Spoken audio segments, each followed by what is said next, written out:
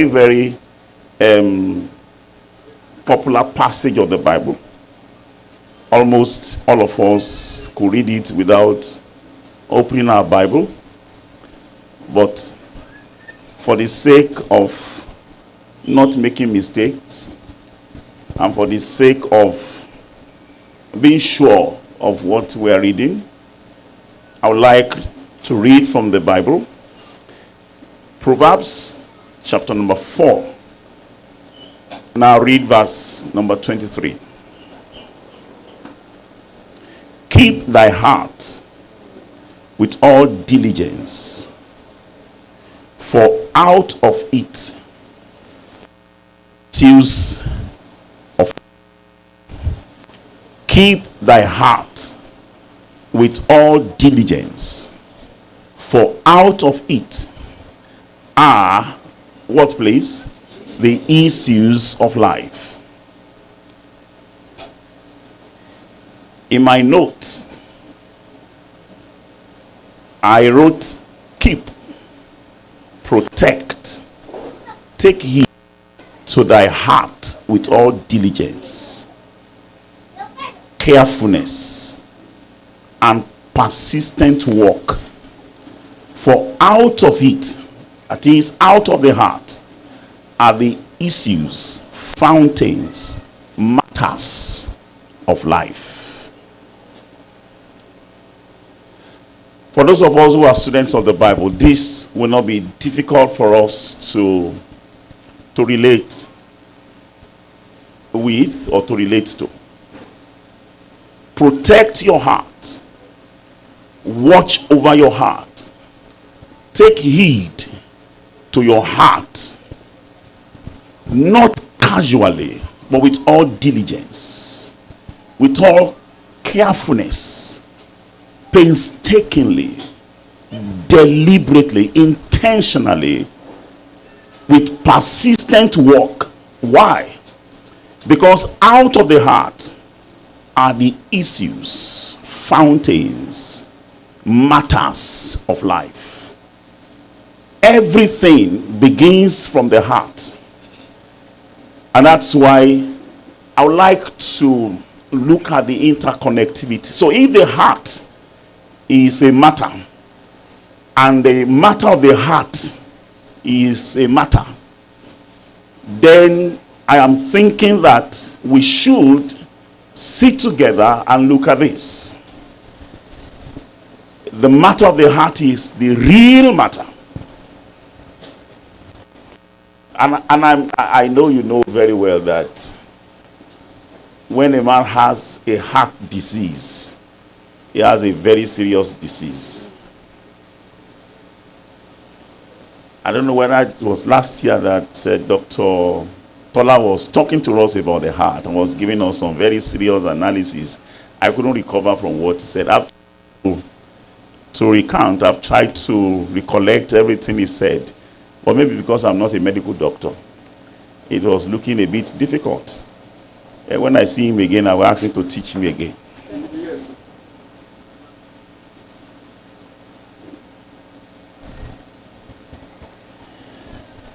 I remember very well, and I think you should also. Eldest brother of David, his name was Eliab. When God commanded Samuel to go and anoint one of the sons of Jesse to be king over Israel, I'm sure you remember very well that as Jesse arranged all his sons in the order of their birth before Samuel, Eliab was at the forefront. And his charming looks and very imposing stature seemed to catch Samuel's admiration. And Samuel, with all emphasis, said, surely the Lord's anointed is before him.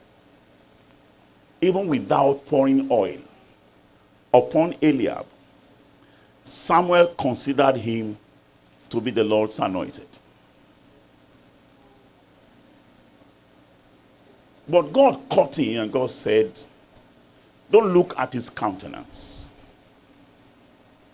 That tells him that that man kept his countenance. And he kept it well.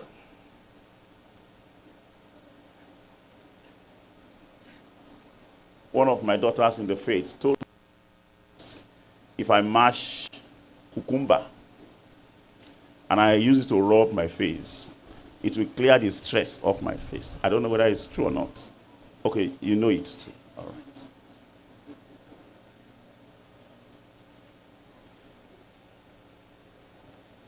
God has blessed me with daughters who try to teach me how to dress, how to look. And then said, do you notice I said, because I don't have time to look at mirror, I don't have time. That's why I keep low cut. I don't have time to comb my hair. I just want to get out of the bathroom, jump into my clothes, and then off I go. I have so much in my hand to do. I'm not saying it is sinful to use comb. Please, comb your hair. If you keep it, and it's a bit voluminous, please comb it, let it be neat. It is today that madness has become a fashion. People keep dreadlocks, and then they call it fashion. I don't know what is fashionable there. In Yoruba land, Yoruba has a proverb that a man or a woman who backs a dada in Yoruba is that has dreadlocks. That a woman who backs dada sees a madman and is running away. He said the one that she backs in court.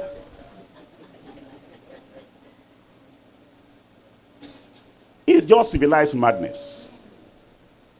Even those who are born that way, they try to cut it. Samson, who kept dreadlocks, was commanded by the Lord. And it was commanded so that, because just imagine that somebody has not been to Babin Salute for 30 years. It will look wild and wired. And God wanted that look to screen his own beauty, so that people will know that if anything beautiful was coming out of Samson's life, they know it couldn't have been Samson. It must have been God doing that, because he doesn't have the comeliness that anybody will desire. Okay? Am I talking about fashion now? I am. Okay. I was talking about something else. I just veered into it. Now, Eliab kept his hands. So I imagine him would take his, I imagine him would use his, and all sorts. And women will know much about that. Kept his countenance. He kept his looks. And he looked good. Very charming, handsome, and very attractive. He kept his also. He appeared to be a tall man. The fact that he was a tall man did not make him to be crooked in his stature. He kept a straight body, upright body. So when he walks around, he walks with royalty, with dignity. His carriage was such that we catch you at the time. The way he stood before Samuel, he stood like a royal person. He carried royalty in his person. Royalty, his stature was royal. Everything about him was royal. He must have labored to keep that. He must have been intentional for him to keep that. If you see a lady that, she must have done that intentionally. Because class is a decision. Okay? But there was something he did not keep. And that was the heart. And God said to Samuel, I don't look as man look. Man will look at the face. But I do what? I look at the heart. He kept his face, but he didn't keep his heart. And for that, he was disqualified.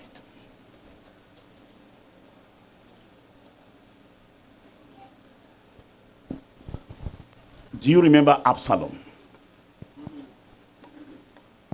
Absalom was stunningly handsome. You could almost say Absalom was a beautiful man.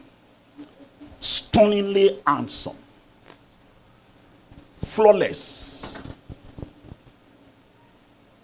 Just, permit me, a pretty young man. Permit me, a pretty young man. Every year, the Bible says he pulled his hair because he had this long hair. So every year, he will put his hair on the scale and wait. So he will cut it to maintain a particular, because the hair was becoming heavy burden on him. Every year, he weighs his hair, but he never weighs his heart. The hair on his head was heavy, but his heart was light and shallow.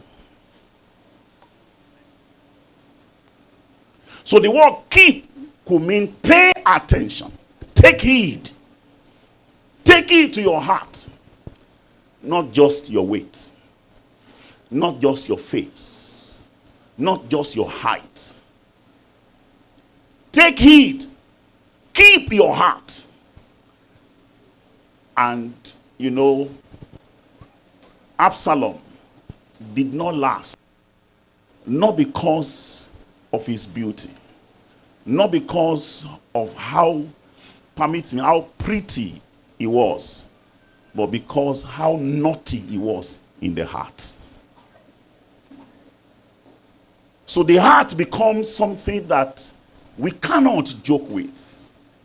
The heart becomes something that we have to be intentional about in checking. And so it brings me to that need for me to look at. So what affects the heart? It is not enough to have the royal looks and then you have a wicked nooks and cranny. The face outside is royal, but inside is wicked. I'd like you to know that there is something that affects the heart.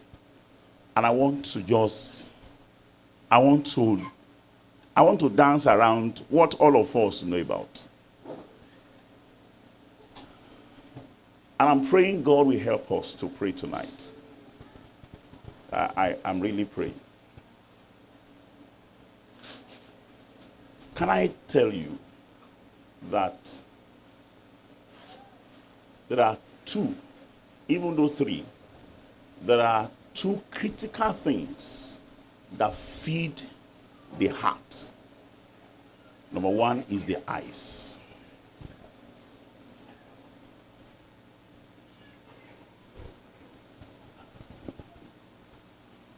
When I use the word feed,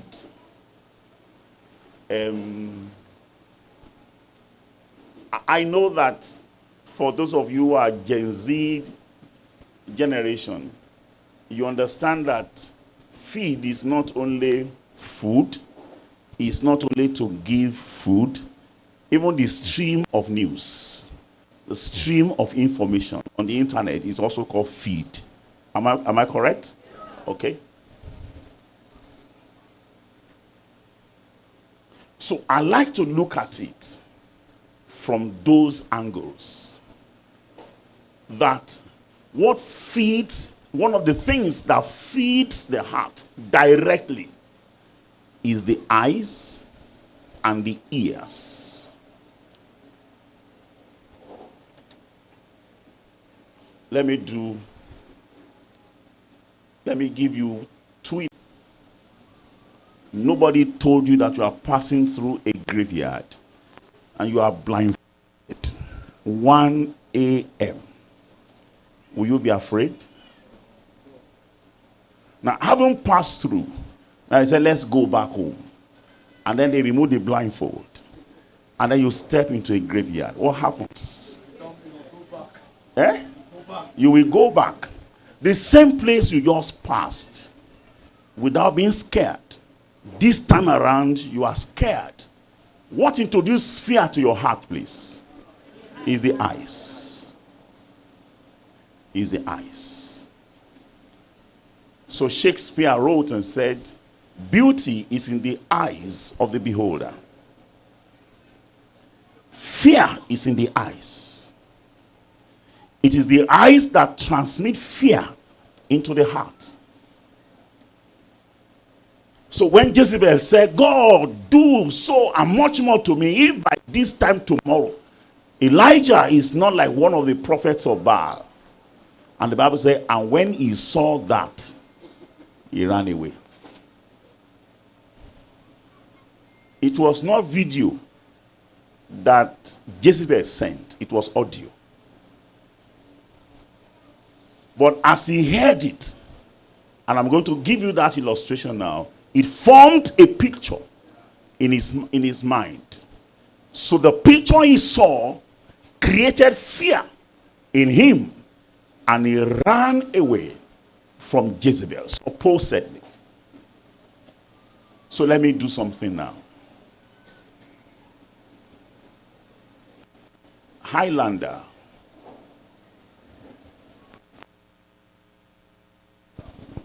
You know Highlander.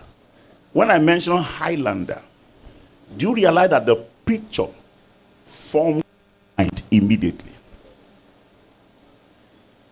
Just hearing Highlander. If I say your room, immediately the picture of your room will appear. Because the ears feed the heart. The eyes also feed the heart. Please listen.